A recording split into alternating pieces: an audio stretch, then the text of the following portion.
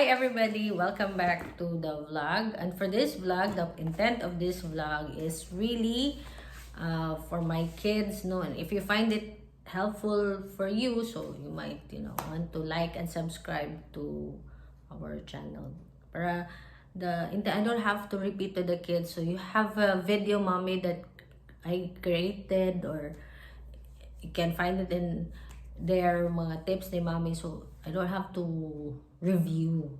But I have time also to parang study other subjects for me to share the knowledge and impart it to them. So today, for today's vlog, this is what's in my bag. This is my bag. This is a Zara One bag.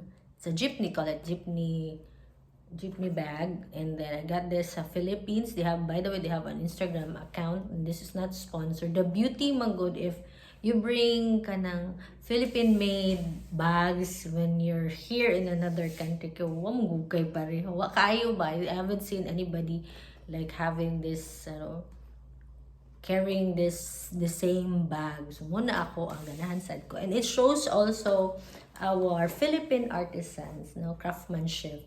So usa sad na sa lessons na mo actually.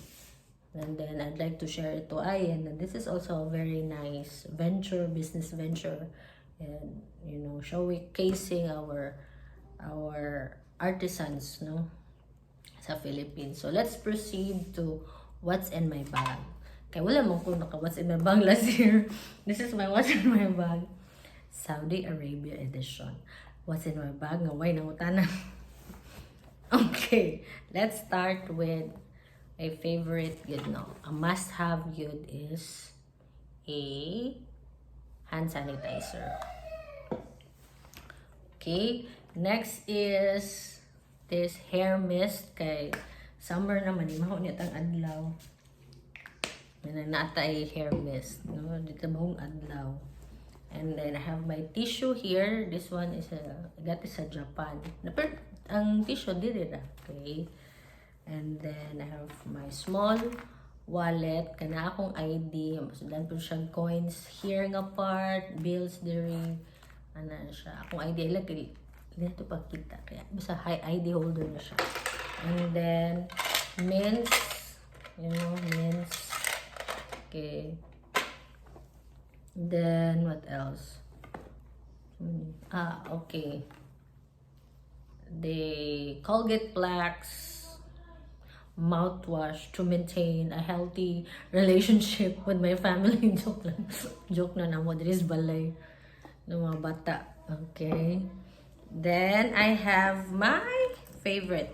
Okay, this is my travel pouch. Actually, this is my go-to travel pouch. So every time we travel, this one is for my bags, usually sa airplane, but it everything is there so that it's easier for the immigration to see what I'm bringing, ba dila ba katag kaayo. So at least na lang siya tanan diha. First aid na tambal, for example. And then have my Vicks Vapor Rub. And then my lipstick, and then my inhaler and nail cutter. This one is Lucas Popo Forensic Bites, my concealer, and then my hairbrush here, then toothbrush. Okay, it's very important, when you land sa airport, and then brush sa tong teeth, And I have also my sanitary pad, and here a disposable underwear. Okay, in case ba asa ka long flight, mag-change man jud, for example, and then siya mga items. So I will just like highlight. I think it's similar, the same raman ni siya sa mga products na ako, go-to products. And then I'll show you my discoveries here. This mga product. Okay, mabi na tong channel ng mga discoveries. This is my favorite kanang dental floss, Why? It's very hygienic, kay individually wrap siya, na paper man yung wrap. Kay there are times man good when you go and you dine out niya, actually, flossing, according to our dentist, kay importante yun siya, part yun siya, you floss once a day. Okay? Pero mga on mi sa gawas, mangita dyan ko pa ang mong floss, ta kay lisbs kay mag-talk ta, my God. Mula ta sa atong family friends, no? Na siya. Muna ako na-discover here in Saudi Arabia. This product, this is not sponsored, but I love this. I love the packaging. It's so like, and then, ang sa pa, ano siya. And the usual, my go-to lipstick is Chanel. And then, ni ano siya, is this one, red lipstick sa Sephora kay, what if nighttime ka mo ambot? So, red, imong gamito niya. What if you're not feeling well, at least na something bright on your face to change your mood. And, toothbrush. Bahala ko yung lipstick, ba ako pa toothbrush na mo. Toothpaste. Ano siya, mga important na siya. And then, I love this product. I discovered it here in Saudi Arabia. But I think naman siya sa Sephora, maybe nasa sa Philippines. So, this is the Super Goop Unseen Sunscreen. Hinduchog kayo di siya, guys. Awa. Hinduchog na siya. Okay. Dili siya, creamy or say greasy nga type ba. Na siya, no? Ibutang ni mo sa naong siya buwa. Pero actually, this is a very nice one. Kung ano siya ka ng sunscreen. So, 30 man siya nga SPF. So, in my opinion, kung 50 good, twice a day ka mubutang. So, siguro ako lang siya twice, no? If I'm always out under the sun. Pero once lang di siguro. Okay, usually. This is a very nice discovery na ko din. Okay. Of course, natin mga white flower, kay delikado. And then, I have this. Ano siya, additional sa ato ang kuan. This hair comb. Ano siya, guys. Dali na mo.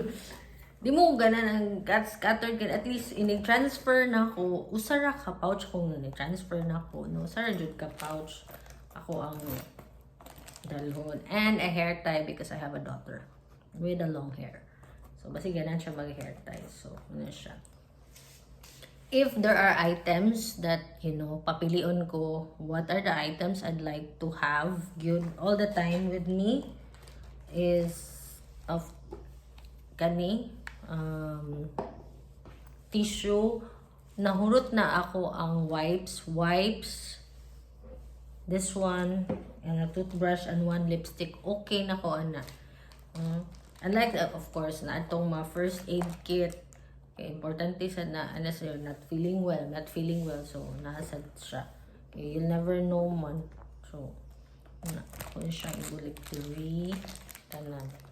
So, usually, na siya. But if, like, tip lang ha, this is, I attended parang an etiquette class na usually after 6 p.m. daw, you magamit ka og small na nga bag. Okay? So, muna siya. Additional tip lang mga bata. Alright, kids. So, that's all. And, of course, our viewers here. So, that's all for this vlog that I'd like to share.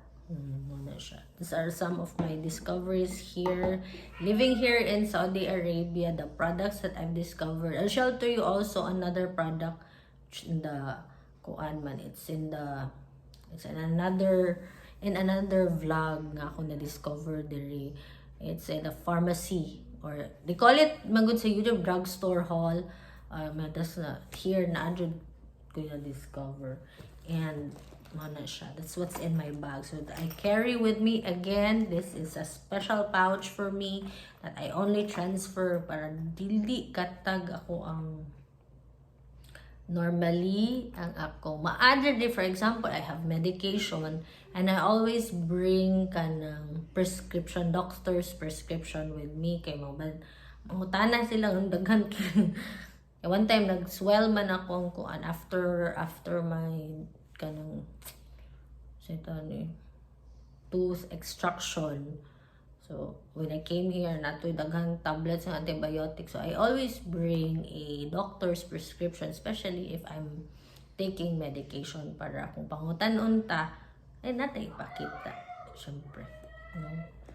And we have to be healthy, get the vaccine needed kay we are all entering a country parang for me in my personal opinion respeto sad na, and and doing this is also makes your life efficient, and mag-check sila efficient sa di ka malangay kay it's there man, they can see everything man. So yun ana lang siya. Okay, that's all for this vlog. Don't forget to like and subscribe to our channel if you like our content. All right, and have a blessed work week. It's Sunday here in our place, so I hope you have an awesome week ahead. Bye bye and thank you again. See you next vlog.